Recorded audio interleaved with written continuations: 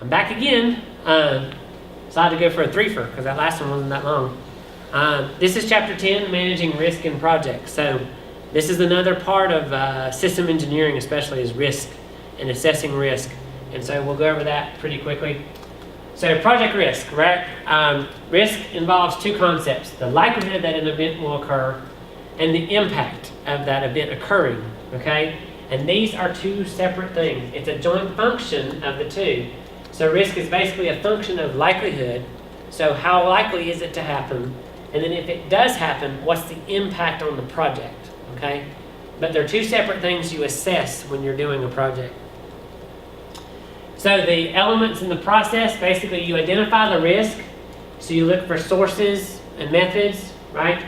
You assess the risk. So you figure out the likelihood, the impact, the consequence, the priority of these risks. You then plan the risk response. So you accept it, you transfer it, you avoid it, you reduce it. You have a contingency built in. Who's responsible for it, measures it, triggers it, triggers the event, what triggers are there. And then you track and control the risk, and you kind of have closeouts and new risk and all that associated with it. So that's kind of the process. You identify the risk usually by analogy, and so you look at experience and documentation. If you have a part on there that has failed before, then it's more likely to fail on this one. You can do that. There are checklists, right? It's experience, and post-mortem reviews will give you a lot of risk out of that as well. There are safety people in at least NASA who worry about this stuff all the time. You can look at the WBS and the work packages because you can identify risk that way. Usually what I've noticed more often is you think about what could fail on the project you're doing, because you really look at the effect, the impact of it, and that usually shows you what the actual risk is. And you can also look at process flow charts, FAMICA, failure mode and effects analysis, fault trees, that kind of thing can also help you with this. Sources of risk, basically internally, there's the failure of the end item, the risk due to the nature of the end item or the process to create it. You can have a high complexity thing, a low maturity thing, a low reliability, producibility, or testability, or high concurrency, overlap with project work can even do it, right? And so you can see there's kind of this environment around the project that can also be a part of it. But right now, all you're worried about the project itself. External, which is basically the environment, which is weird that didn't move over, is risk in the environment. So there's the market conditions. Do things change in the market? Does the government change what it wants done? A mandate. Is the physical environment problem? Weather, geography, etc. Like going to Europa. It's pretty cold there, but there's Jupiter's radiation. Those are risks to us, but we really cannot control them. We just have to accept them. Labor and other resource availability. Why are you looking at me like that? I'm sorry. Matt is standing here staring at me, and I'm thinking there's something wrong. Thinking. Labor and other resource availabilities can happen. People can leave. They can quit. And so you got all that. Project priorities. You might not be as high project priority anymore. And so that can help you, hurt you. Customer-supplier relationships. You might get upset with your supplier, And exchange rates even. If you're doing things across the world, different exchange rates and how much money changes, the value of money can change dramatically. So all this can affect from a risk standpoint that you have to look at. So there's different risk checklists. You can see just the different things that you could do. This is kind of an example of different things. But you can see the likelihood and the impact, maybe a high, medium, low. It depends on the organization you work for. They'll all probably have a risk identification procedure. And so you can figure out, is it number-based, 1 through 5, something like that. That's the kind of thing you can look for. You can look at WBS packages with assessed level of risk. And so you can see the different ones. I'm assuming the red is bad. On this one, high risk. And see the yellow is medium risk and the low is blue risk, right? Is the blue. So you can see, if you look at it, the one thing you can notice about this one really quickly is the powertrain is pretty risky. It's the highest risk thing you've got to worry about. Therefore, you know where to focus most of your resources, right? You can also look at it from this perspective, from a flowchart perspective, and figure out, given different what are these processes, which ones are going to be the most risky, what's wrong, especially if you have something that has several one output goes to several inputs, that can be a risk because that one fails, the rest can't do anything, that kind of thing. You can also brainstorm with a cause and effect diagram, right? And so you can think about what's the effect, right? The product's delivered late, and what are all the different ways that can happen, the causes. It's people, hardware, functions, money, right? Fishbone diagram is what this is. And so those kinds of things you can use as well. It's just a tool. You assess the risk. So you've got to figure out the risk or the consequence or the exposure. And it's basically the probability times its impact. The probability can be expressed as a numerical estimate, so 0 to 1, right? You can't have a higher probability than 1, and lower than 0, stupid, you know. Or a nominal rating, very high, right? Or an interval rating. It just depends on, again, what your organization does as to which one you would use. Then the impact is expressed as a physical impact on time, cost, performance, nominal or interval rating, right? Or an interval rating itself. So it depends again on what you're doing. Like for us, in Europa's mission, we would do, the probability is usually high, medium, low, or 1 through 5. And then we use a 1 through 5 on the impact. But for us, the impact is mission loss is the worst it could be, right? A 5 by 5 matrix. And so that's really bad. If the rate's a 5, it means total mission loss, no science information sent back. And so, and all down to 1 is, you lost a little bit, but you're all right. So again, you have to define these rating systems before you start assessing the risk. You can also combine several independent risk sources, so you can have a composite likelihood factor if you want to. I've never really seen this happening before. It must be a really advanced project because I've never had one do this, but you could. The consequence is basically when the probability and the impact are expressed as nominal values, right? You can then figure out what's up. So you can see again, likelihood, impact, high, medium, low. And so then you can start realizing that there are different things happening here, right? Because this is the probability and this is the impact. And you can see where the highs are, that's really bad, you know? So over in this area, ooh, we in trouble. Because it's a high probability of it happening, and if it happens, there's a huge impact to the mission, to the project. So that's the big thing.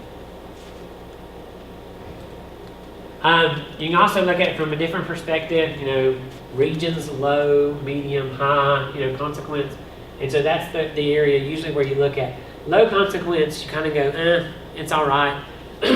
We can deal with it. Medium consequence, you might have to start looking at it. High consequence, usually there has to be a mitigation strategy already in place to get rid of it. Because even in the low consequence, you can have a very high probability of something happening, but if it does happen, it's a low impact, you know? And vice versa, same thing. You have a low likelihood of something happening, but if it happens, it's pretty extreme. It'll kill you. It'll take you out. So, but those are because of the low on both axes, it doesn't really matter. It's the high that's worrisome, you know? And so that's what you have to look at. The ways of handling the risk, you can transfer it, so you could buy insurance, right? You can have property damage or personal injuries as a result of the project, damage to materials while in transit or in storage, breakdown or damage of equipment, theft of the equipment, sickness, you know, all that kind of stuff.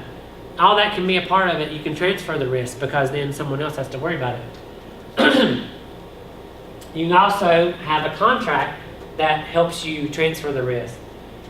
Fixed price, basically all the risk is on the contractor, right? The person you selected.